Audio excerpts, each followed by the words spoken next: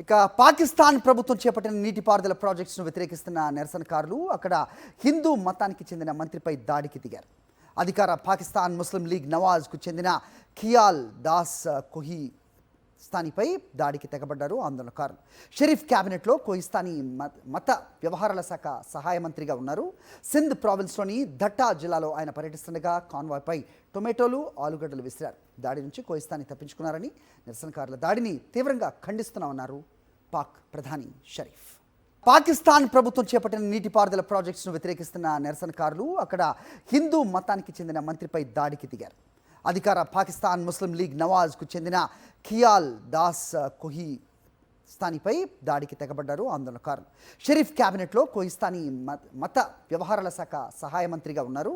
సింధ్ ప్రావిన్స్లోని ధట్టా జిల్లాలో ఆయన పర్యటిస్తుండగా కాన్వాయ్పై టొమాటోలు, ఆలుగడ్డలు విసిరారు. దాడి నుంచి కోహిస్తానీ తప్పించుకున్నారని, నిరసనకారుల దాడిని తీవ్రంగా ఖండిస్తున్నామన్నారు పాక్ ప్రధాని షరీఫ్.